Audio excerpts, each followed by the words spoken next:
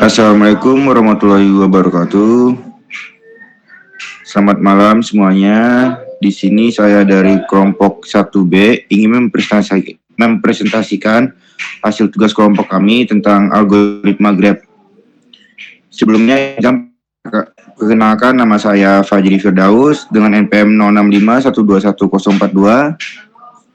Perkenalkan, nama saya Randy Pandu Dewanata dengan NPM 043. Saya Vicky Bismin Indrawansyah dengan NPM 0651211045. Saya Putri Rahmawati dengan NPM 050. Saya Firman Fatria Ramadan dengan NPM 051. Saya Muhammad Rizky Gunawan dengan NPM 053. Saya Disti Rasaka dengan NPM 058. Saya Muhammad Gibran Kamil dengan NPM 059. Untuk materi algoritma graph slide pertama akan dibacakan oleh Putri. Untuk Putri disilakan.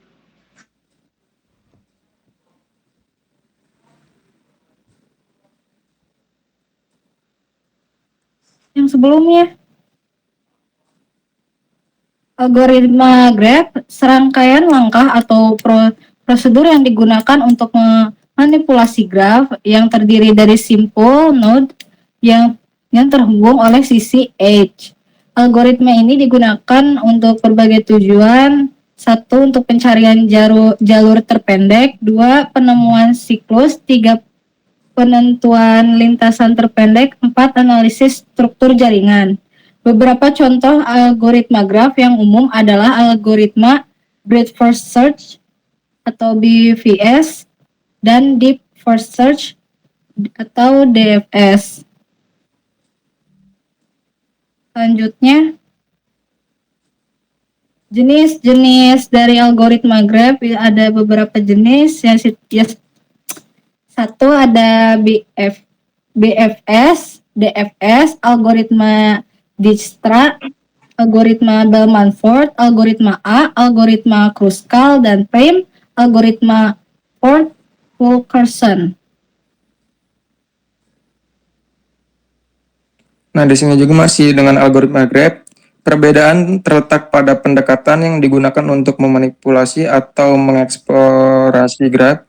Pertama ada Breadth First Search atau BFS, menelusuri graph secara melebar. Ini digunakan untuk menemukan jalur terpendek dari satu titik ke titik lain dalam graf. Nah, untuk yang kedua ada DFS, melintasi graf sejauh mungkin sebelum mundur ke simpul sebelumnya. DFS umumnya digunakan untuk penelusuran jalur, pengecekan keberadaan siklus, atau untuk pencairan solusi dalam struktur data yang kompleks. Nah, di sini ada BFS. Ada idenya mirip dengan algo Prime dan Dijkstra. Yang kedua ada traversal, dimulai dari simple V. Yang ketiga ada algoritma. Nah, di sini ada contohnya. Kunjungi simple V. Yang pertama. Untuk yang kedua ada kunjungi semua simpul yang bertetangga dengan simple V terlebih dahulu. Selanjutnya ada kunjungi simpul yang belum dikunjungi dan bertetangga dengan simpul-simpul yang tadi dikunjungi. Demikian seterusnya. Dan untuk yang terakhir, jika graf berbentuk pohon berakar, maka semua simpul pada aras D dikunjungi lebih dahulu sebelum simpul-simpul pada aras D plus 1. Next. Ya, di sini ada kegunaan BFS. Yang pertama yaitu memeriksa apakah graph tersebut terhubung. Yang kedua, menghitung spanning forest graph. Yang ketiga, menghitung tiap vertex dalam graph, jalur dengan jumlah edge, minimum antara vertex awal dan current vertex atau ketiadaan path. Yang keempat yaitu menghitung cycle dalam graph atau ketiadaan cycle. Yang kelima yaitu ada O, V plus E. Next. Di sini ada contoh BFS. BFS, pendekatan ini melintasi node secara lebar pertama, kemudian lanjut ke tingkat selanjutnya. Pada gambar A, mencoba untuk menjangkau B, C, D, dan E melalui rute yang sama panjang. Dalam kasus ini, node E tidak terjangkau dari A. Nah, selanjutnya itu DFS. Pendekatan ini melintasi node secara dalam pertama, kemudian mengeksplorasi tingkat selanjutnya. Pada gambar, A mencoba untuk menjangkau B, C, D, dan E melalui rute yang berbeda. Dalam kasus ini, node E terjangkau dari A menuju C, N, dan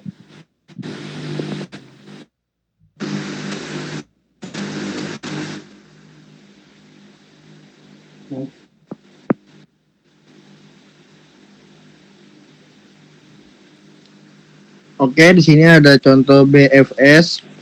Ada 1, 2, 3 adalah label vertex dalam G. Yang kedua itu 1 merupakan panjang shortest path dari S source ke S, W, S, R. Contohnya ini berarti ada dua edge yaitu S, T, S, X, S, V. Contoh yang kedua 3 berarti ada 3 edge yaitu S, U, S, Y. Next slide. Di sini ada DVS. Yang pertama tuh ada traversal dimulai dari sampul V. Yang kedua ada algoritma. Nah, ini contohnya adalah kunjungi simpul V. Contoh yang kedua itu kunjungi simpul W yang bertetangga dengan sampul V. Ulangi DVS mulai dari simpul W. Ketika mencapai simpul U sedemikian sehingga semua simpul yang bertetanggaan dengan telah dikunjungi. Pencarian diruntut balik ke simpul terakhir yang dikunjungi sebelum dan mempunyai simpul W yang belum dikunjungi. Pencarian berakhir bila tidak ada lagi simpul yang belum dikunjungi yang dapat dicapai dari simpul yang telah dikunjungi.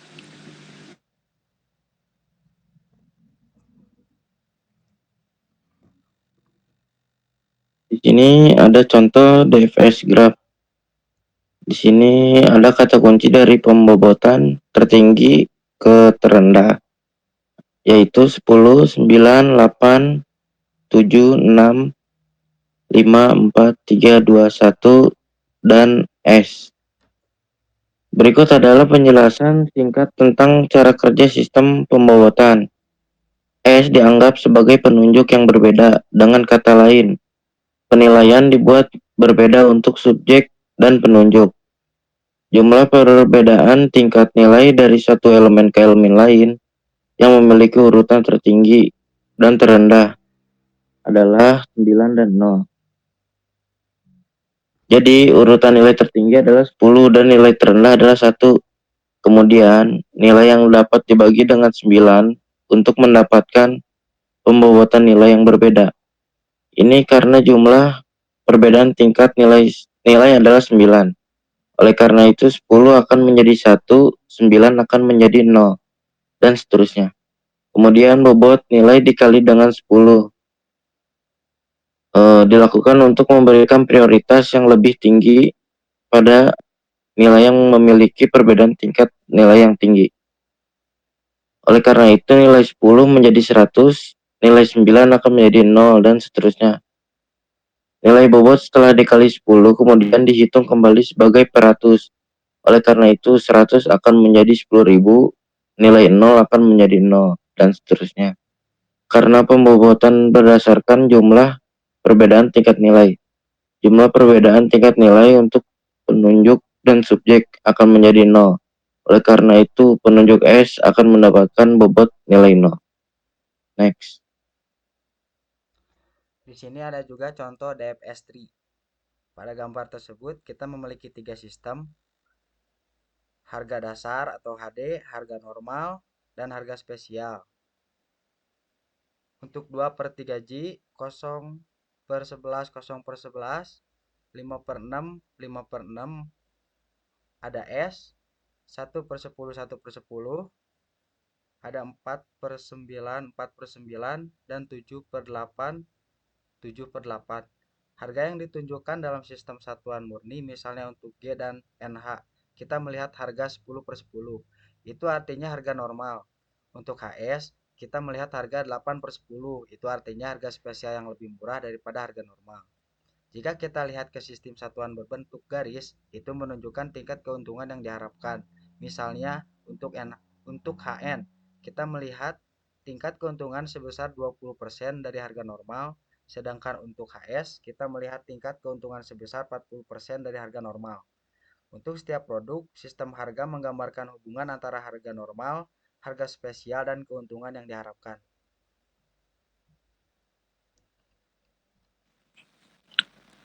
Oke, lanjut ke hitung manual. Ini berikut ini contohnya. Nah, misalkan kita di sini memiliki graf sederhana yang terdiri dari simpul dan sisi-sisi yang terhubung. Di sini kita menggunakan A, B, C, D, E, F. Nah, kita hitung manual antara jalur A ke jalur F menggunakan algoritma deep first search atau DFS dan breadth first search BFS. Nah, kita menggunakan algoritma DFS dulu, mulai dari simpul A, lalu menuju B, lalu dari B menuju C, dan C menuju F. Jadi jalur dari A ke F itu menggunakan DFS adalah jalur A, B, C, F. Nah, sedangkan menggunakan BFS, yang pertama mulai dari simpul A, dari A menuju B dan A menuju D, dari B jalur dilanjutkan ke C dan E, dari D tidak ada simpul lanjutan. Jadi jalur dari A ke F menggunakan BFS itu A, B, D, C, E, F. Lanjut.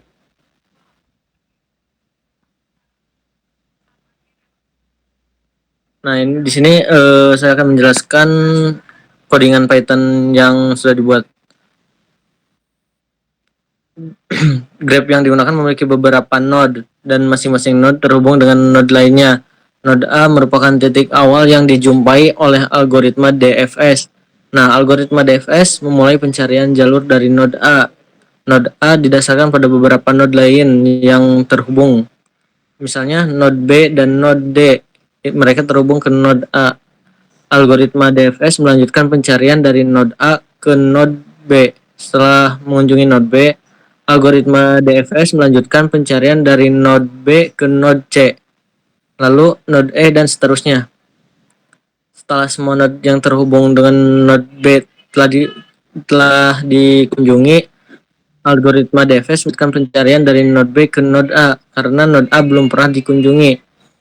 Pencarian terus-menerus sampai algoritma DFS menemukan node yang dicari, yaitu node F. Ketika node F ditemukan, algoritma DFS menggunakan jalur yang dilalui, yaitu A, B, C. Jalur yang ditemukan kemudian dicetak menggunakan print. Nah, algoritma DFS menggunakan teknik pencarian berbasis rekursif untuk mencari jalur dalam graph. Selain itu, algoritma DFS juga mempergunakan sebuah set bernama visited untuk mencatat node yang telah dikunjungi sebelumnya, yang membantu menghindari perulangan yang tidak perlu. Cukup sekian.